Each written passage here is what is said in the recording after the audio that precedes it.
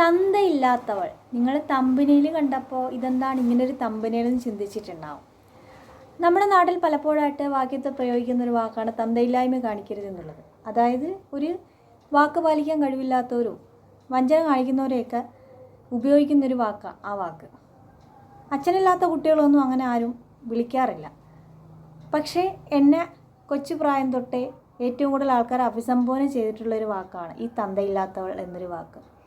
അതൊരു സന്തോഷമാണ് അത് പ്രയോഗിക്കുമ്പോൾ അവർക്ക് കിട്ടിക്കൊണ്ടേയിരുന്നത്. ഒരു പൊതുസദസ്സിൽ നിന്നിട്ടോ എവിടെ നിന്നിട്ടായാലും ആ വാക്ക് തന്നെ എന്നെ ഉപയോഗിക്കുകയുണ്ടായിരുന്നുള്ളൂ. ഒരു കാലഘട്ടം എത്തിയപ്പോൾ ഞാൻ പിന്നെ എങ്ങോട്ട് പോവാതായത് ഇതുപോലത്തെ വാക്യത്തിൽ പ്രയോഗങ്ങൾ കൊണ്ട് സഹി കെട്ടിട്ടാണ്. അപ്പം എൻ്റെ തന്തയില്ലാത്തവൾ എന്നുള്ള തന്തയില്ലായ്മ എന്ന് പറയുമ്പോൾ ഞാൻ ജന്മം, അതായത് ഞാൻ വയറ്റിൽ ആയ സമയത്ത് തന്നെ എനിക്കത് ആ ഒരു സുരക്ഷിതത്വം നഷ്ടപ്പെട്ട ഒരാളാണ് ഞാൻ. എന്നിട്ട് എൻ്റെ ജീവിതത്തിൽ ഞാൻ പഠിച്ച സ്കൂളിൽ എന്നെ കൊണ്ട് ചേർത്തിട്ട് എന്നെ ആദ്യം ഫസ്റ്റ് 1ലും 2ലും കൊണ്ട് ചേർത്ത് എനിക്ക് കൃത്യം ഓർമ്മയില്ല.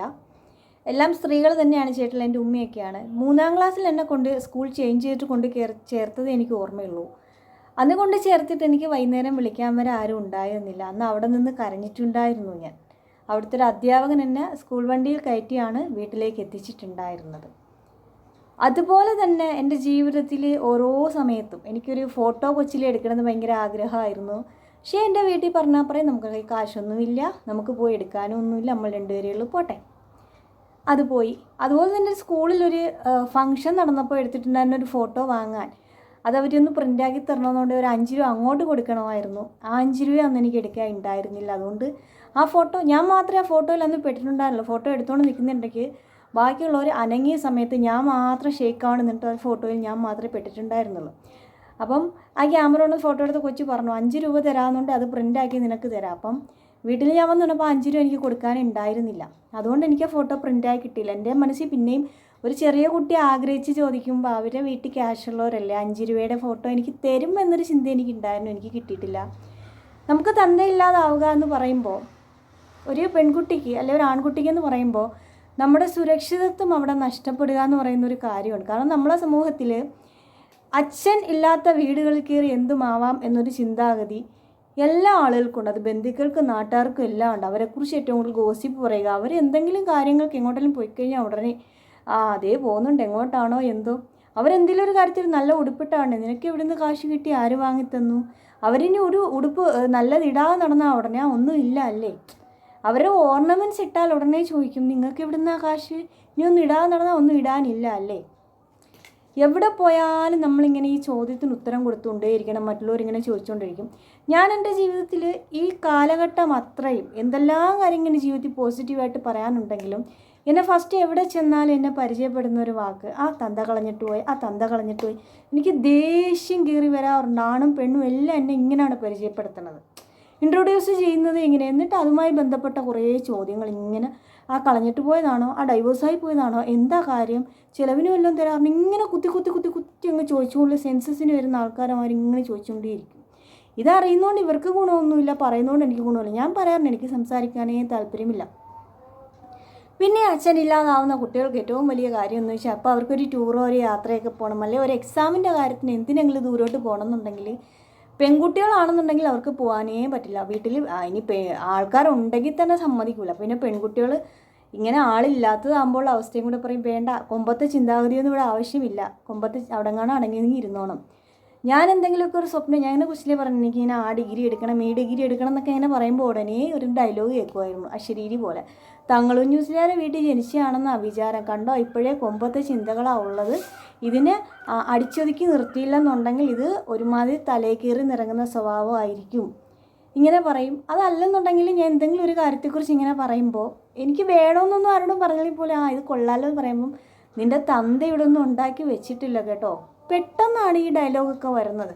അപ്പം ഞാൻ പലപ്പോഴും ചോദിച്ചാണെന്ന് എനിക്ക് തോന്നിയിട്ടുണ്ട്. ഞാനിവരോട് ആരോടും ഒന്നും ചോദിക്കുന്നില്ല. പക്ഷേ എൻ്റെ വായിൽ നിന്ന് ഇങ്ങനെ ഓട്ടോമാറ്റിക്കായിട്ട് നമുക്കിങ്ങനെ ആഗ്രഹം തോന്നുമ്പോൾ നമ്മളിങ്ങനെ പറഞ്ഞു പോകുന്നതൊക്കെ വരുമ്പോൾ തന്നെ ഇവരിങ്ങനെ ഡയലോഗ് അടിക്കുകയാണല്ലോ. ഇനി ഇൻ കേസ് ഞാനൊരു കാര്യം ഇവരോട് ചോദിച്ചാലുള്ള അവസ്ഥ എന്തായിരിക്കും? ഒന്നും നമ്മൾ പോകുന്നില്ല. എന്നിട്ട് ഞാനൊരു നല്ല ഡ്രസ്സ് ഇട്ട് പോയി കഴിഞ്ഞാൽ ഇപ്പോഴും ഇപ്പം ഈ വീഡിയോ ചെയ്യുന്ന സമയങ്ങളിൽ ഇപ്പോൾ എനിക്ക് ഒരുപാട് ഡ്രസ്സുകൾ എനിക്കുണ്ട്. എൻ്റെ വീട്ടിൽ ഒരുപാട്, ഏറ്റവും കൂടുതൽ എനിക്കുള്ള ഡ്രസ്സുകളാണ്. ഞാനതൊന്നും ഇടാതെ നടക്കും, ഒന്ന് മുടിവാരി കിട്ടി ഒരുങ്ങി ഒന്നും ചെയ്യാറില്ല. അപ്പോൾ ഇങ്ങനെ ഞാൻ എന്താ ചെയ്യുന്നതെന്ന് വെച്ചാൽ ഞാൻ ഇങ്ങനെ തന്നെ 1-2 ഡ്രസ്സ് കൂടുതൽ ഉപയോഗിക്കാറില്ല. അതിട്ട് നടന്നിട്ട് പോലും ഒരുങ്ങി കെട്ടി ഇറങ്ങിക്കോളും.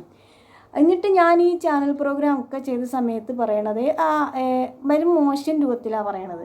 എന്നിട്ട് എന്തെങ്കിലും ഒരു സാധനം എനിക്ക് കഴിക്കാൻ വാങ്ങിച്ചുകൊണ്ട് വരുമ്പോൾ ആവട്ടെ, അതിന് ഞാൻ കേൾക്കണ ഡയലോഗ് എന്തോ സൗന്ദര്യം കൂട്ടാനുള്ള സാധനം വാങ്ങിച്ചുകൊണ്ട് വന്ന് കഴിക്കണമെന്ന്. എനിക്കറിയില്ല ഈ റേഷനരിയും പൈപ്പുകളിലൊക്കെ സൗന്ദര്യം കൂട്ടാനാണ് ഉപയോഗിക്കണമെന്ന് എനിക്കറിയില്ല. പിന്നെ വീട്ടിലേക്ക് ഇതൊക്കെ പാചകം ചെയ്യാനുള്ള വിറക് കവറിൽ കൊണ്ടുവരാറുണ്ട്. അതും ഞാനെന്തോ കുത്തിക്കേറ്റ് തിന്നാനുള്ള സാധനങ്ങളാണ് കൊണ്ടുവരുന്നതെന്നാണ് പറഞ്ഞു വരുത്താറുള്ളത്. എന്നിട്ട് എപ്പോഴും എനിക്ക് ഉണ്ടായിട്ടുള്ളൊരു മോശം അവസ്ഥ എന്ന് വെച്ചാൽ ഞാൻ എന്ത് പറഞ്ഞാലും എനിക്കൊരു വീട് വേണമെന്ന് പറഞ്ഞപ്പോൾ നിനക്കെന്തിനാ ഒരു വീട്, അല്ലെ എനിക്ക് കുറച്ച് പുസ്തകങ്ങൾ വായിക്കാൻ വേണമെന്ന് പറഞ്ഞപ്പോൾ നീ എന്തിനാ വായിക്കണത്, വായിച്ചു കഴിഞ്ഞാൽ നശിച്ചു പോത്തേയുള്ളൂ, വായിക്കുന്ന ഹറാമാണ്. എനിക്കൊരു ടി വി കാണാമെന്ന് പറഞ്ഞപ്പോൾ ടി വി ഹറാമാണ്. ഈ ഹറാമെന്നൊക്കെ പറഞ്ഞവരെടുത്ത് ഈ പുസ്തകം വേണമെന്ന് പറഞ്ഞവരെടുത്ത് നോക്കുക, അവരെ വീടുകളിൽ ചെന്ന് നോക്കിക്കഴിഞ്ഞാൽ ഓരോ മക്കൾക്കൊക്കെ ഇത് ഹലാലാണ്. എനിക്ക് മാത്രം ഇത് ഹറാമുള്ളതെന്ന് എനിക്ക് മനസ്സിലായി. എന്നിട്ട് ഇങ്ങനെ പറയും, വല്ലവരൊക്കെ മുന്നിൽ വെച്ചിട്ട് ദേഷ്യം തോന്നുമ്പോൾ പറയും, തന്തേനെ പോലെ കുത്തിക്കയറ്റുന്ന സാധനം. എന്തെങ്കിലുമൊക്കെ ഫംഗ്ഷനിൽ ഇങ്ങനെ നമ്മളിരുന്നിട്ട് ഇവരുടെ ആരുടെ ആരില്ല, വേറൊരു ഫംഗ്ഷനിൽ നമ്മൾ ഫുഡ് കഴിക്കുമ്പോൾ നടന്ന് പാസ് ചെയ്ത് പോകുന്നവരും പറയും, തന്തേമാരും നന്നായിട്ട് കുത്തിക്കയറ്റണുണ്ടല്ലോ, ഭയങ്കര തീറ്റിയാണല്ലോ, ഇങ്ങനെ പറഞ്ഞിട്ട് പോകും. എനിക്ക് ആ ഒരു വ്യക്തിയുടെ പേര് എന്നോട് ചേർത്ത് പറയുന്നത് എനിക്ക് ഇഷ്ടമേ അല്ല. ആ ഒരു ഫാമിലിയിലുള്ളവരും ഏതാണ്ട് സെയിം തന്നെയാണ്. ഞാൻ എന്തെങ്കിലുമൊക്കെ ഇപ്പോൾ എനിക്കൊരു ആയത്തെക്കുറിച്ച് ഓതാൻ അറിയാമെന്നൊക്കെ പറഞ്ഞപ്പം ഒന്ന് ഓതിക്കേ നോക്കട്ടെ, ഞാൻ പറയുന്ന കള്ളത്തരമായിരിക്കും, ഓരോ കുട്ടികളെ സത്യം പറയത്തുള്ളൂ.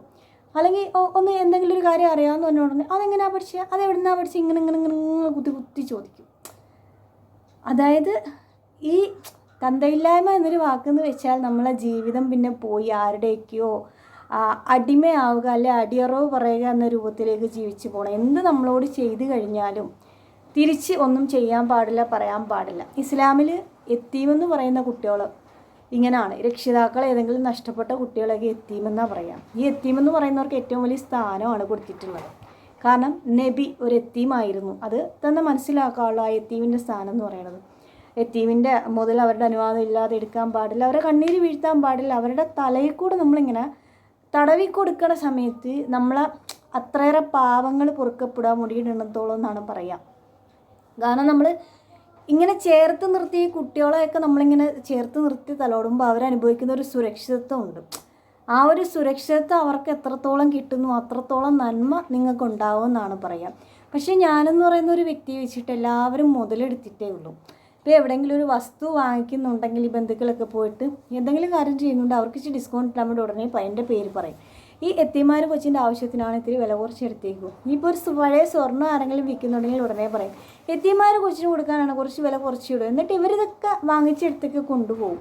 ഞാനിതൊന്നും അറിയുകയുണ്ടായിട്ടില്ല. പക്ഷേ പിന്നീട് ആൾക്കാർ പലരും എന്നെ കാണുമ്പോൾ ഒന്ന് ചോദിക്കും, എല്ലാം നിനക്കാണല്ലോ ഉണ്ടാക്കി വെച്ചേക്കണത്. കാരണം ഇവർക്ക് കിട്ടുന്ന ലാഭമൊക്കെ എൻ്റെ തലയിലാണ് പേര് വരുന്നത്. എല്ലാവരും വിചാരിക്കണത് സർവ്വകാര്യങ്ങളും എനിക്ക് കൊണ്ട് തന്നുകൊണ്ടിരിക്കുക.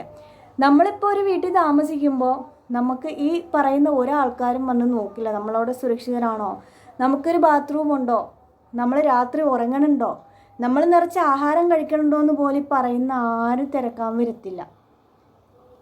മറ്റുള്ളവരെ മുന്നിൽ വെച്ചിട്ട് എന്തെങ്കിലും ധനസഹായം തന്നിട്ട് ഒരു സെൻറ്റിമെൻ്റലായിട്ട് അവർ നന്മമരാന്ന് ഒപ്പിക്കാൻ വേണ്ടി മാത്രമേ ആളുകൾ ഉണ്ടാവുള്ളൂ. വളരെ വളരെ കുറച്ച് സ്ഥലങ്ങളിലും വളരെ കുറച്ച് ആളുകളും മാത്രമേ ഉള്ളൂ യത്തീമെന്ന് പറയുന്നത് എന്താണെന്നതനുസരിച്ച് അവരോട് പെരുമാറാൻ കഴിവുള്ള ആൾക്കാർ.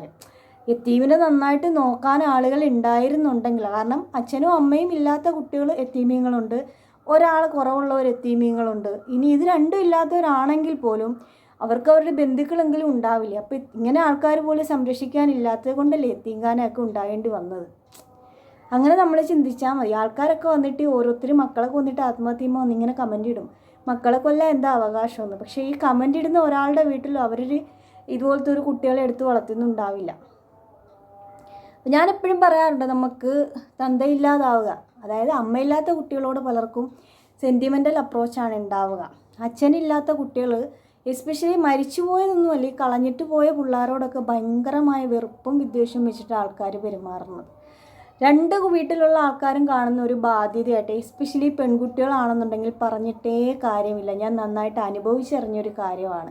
ഇവരുടെ ഉള്ളവരെ വിചാരം നമ്മളിനി കാശ് മുടക്കി കെട്ടിച്ച് വിടേണ്ടി വരുമോ, അവിടെ ഉള്ളവരെ വിചാരം ഇങ്ങോട്ട് കയറി വരുന്നതിന് സ്വത്തെഴുതി കൊടുത്ത് കെട്ടിക്കേണ്ടി വരുമോ. അപ്പോൾ നമ്മൾ എന്തെങ്കിലും ഒരു ഫംഗ്ഷന് പോലും കയറി ചെല്ലുമ്പോൾ ഭയങ്കര വെപ്രാളമാണ് എല്ലാവർക്കും.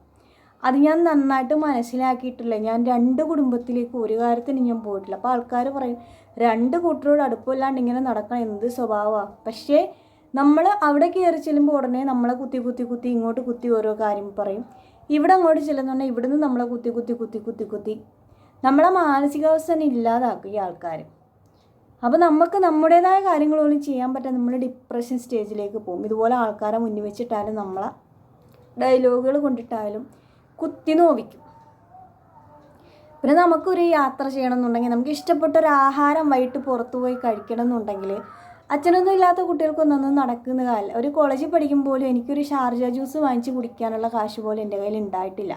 അപ്പം ഞാൻ കൂട്ടുകാരൊക്കെ വാങ്ങിക്കുമ്പോൾ പോയിരുന്ന് കഴിച്ചിട്ടുണ്ട്. അപ്പോഴും ഞാൻ മനസ്സിൽ ചിന്തിക്കും, നാളെ തിരിച്ച് ഇവർ എനിക്കൊന്ന് തിരിച്ച് ചിലവ് ചെയ്യാൻ എന്നോട് പറഞ്ഞാൽ ഞാൻ തെണ്ടി നാരങ്ങാവെള്ളം എങ്ങാനും വാങ്ങിച്ച് കൊടുക്കാനേ എനിക്ക് പറ്റുള്ളൂല്ലോ. ഒരു ഫംഗ്ഷൻ, സ്കൂളിൽ പഠിക്കുമ്പോൾ ഒരു ഫംഗ്ഷൻ വരുമ്പോൾ ക്ലാസ്സിൽ നിന്ന് 15 രൂപ ഓരോരുത്തർ കൊണ്ടു ചെല്ലാൻ പറഞ്ഞാൽ എൻ്റെ വീട്ടിൽ നിന്ന് എനിക്ക് കിട്ടുന്ന 5 രൂപയാണ് കൊണ്ടുചെല്ലാൻ. ആ 5 രൂപ കൊണ്ട് ചെന്നിട്ട് ഞാൻ കയ്യിൽ കൊടുക്കുമ്പോൾ അത് വാങ്ങേണ്ട കുട്ടി 1-2 പ്രാവശ്യമൊക്കെ എന്നോട് ചോദിക്കും, പിന്നീട് ചോദിക്കില്ല. അവർക്ക് മനസ്സിലാവും ഇനി കിട്ടൂലെന്ന്. എന്നാൽ മറ്റു പല കുട്ടികൾ എന്നെ കളിയാക്കാറുണ്ടായിരുന്നു. കാരണം കൊച്ചുങ്ങൾക്ക് അറിയില്ലല്ലോ ഇത് ഏത് അവസ്ഥയാണ് എന്താണെന്നുള്ളത്. അപ്പോൾ 1, 2, 3 പ്രാവശ്യമൊന്നുമല്ല, വർഷങ്ങളോളം ഞാൻ ആ കളിയാക്ക് ഒരുപാട് സഹിച്ച ഒരാളാണ്. ക്ലാസ്സിലായാലും പല സമയത്ത് പല അധ്യാപകരുടെ രൂപത്തിലും പല പന്തിപ്രശ്നവും അനുഭവിച്ചിട്ടുള്ള ഒരാളാണ്. എനിക്ക് ഈ ഒരു വാക്ക് ഭയങ്കര ദേഷ്യമുള്ളൊരു വാക്കാണ്. ഈ തന്തയില്ലായ്മ എന്ന വാക്കും ആ ഒരു അവസ്ഥയും എനിക്ക് ഭയങ്കര ദേഷ്യമാണ്. കാരണം വളരെ പെട്ടെന്ന് നമ്മൾ ഒറ്റപ്പെടുത്തി നമ്മളെ സുരക്ഷിതത്വം ഇല്ലാതാക്കി ആർക്കും എന്തെങ്കിലും ചെയ്യാവുന്ന ഒരവസ്ഥയാണ് ഈ തന്തയില്ലാത്ത ഒരവസ്ഥ എന്ന് പറയുന്ന ഒരവസ്ഥ വരുന്നത്. അത് വന്നു കഴിയുമ്പോൾ നമുക്ക് ചവിട്ടി നിൽക്കാൻ ഒരു പിടി മണ്ണ് പോലും ഇല്ലാതെ ആ അവസ്ഥയിലേക്ക് നമ്മൾ എത്തിക്കഴിയുമ്പോൾ ഉള്ളൊരു ജീവിതമുണ്ട്. അതെല്ലാവർക്കും മനസ്സിലാവണമെന്നില്ല. നാളെ ഒരു കല്യാണം കഴിഞ്ഞ് അങ്ങനത്തെ കുട്ടികൾ പോയാലും അവർക്ക് വേണ്ടി ചോദിക്കാൻ ആരും വരില്ല എന്നുള്ള രൂപത്തിൽ അവർ ടോർച്ചർ ചെയ്യുന്ന ഒരുപാട് ഇടങ്ങളുണ്ട്. അതൊക്കെ ഇല്ലാതെ അവർ സുരക്ഷിതമായിട്ട് ജീവിക്കുന്ന വളരെ തുച്ഛം ആളുകൾക്കിടയിലാണ്. കാരണം ഒരു സന്തോഷം അനുഭവിച്ചിട്ടില്ലാത്ത ആൾക്കാരാണ്. ഇനിയെങ്കിലും അവർ സമാധാനത്തോടെ ജീവിക്കട്ടെ എന്ന് ചിന്തിക്കുന്ന ആളുകൾക്കിടയിൽ അവർക്ക് ജീവിക്കാൻ കഴിയാമെന്ന് പറയുന്നതാണ് ഏറ്റവും നല്ലൊരു കാര്യമെന്ന് പറയുന്നത്. എനിക്ക് കിട്ടാതെ പോയതും അതാണ് എൻ്റെ ജീവിതത്തിൽ. ഞാൻ ചിന്തിച്ചിട്ടുണ്ട്, ഒരാളെങ്കിലും ഒരാൾ അവർ ജീവിച്ചോട്ടെ, സന്തോഷമായിട്ട് ജീവിച്ചോട്ടെ, ഈ ഭൂമിയിൽ ഒരു ജീവിതമല്ലേ ഉള്ളെന്നൊക്കെ ഒന്ന് വിചാരിച്ചിട്ട് അവരെ പാട്ടും ജീവിച്ചോട്ടെ എന്ന് ചിന്തിച്ചിരുന്നുണ്ടായിരുന്നെങ്കിലെന്ന് ഞാൻ ചിന്തിച്ചിട്ടുണ്ട്. പക്ഷെ ഒന്നും എനിക്ക് കിട്ടിയിട്ടില്ല. ചിന്തിച്ചതോ ആഗ്രഹിച്ചതോ ഒന്നും കിട്ടിയിട്ടില്ല. കാരണം എന്താ? തന്തയില്ലാത്തത് കൊണ്ട്.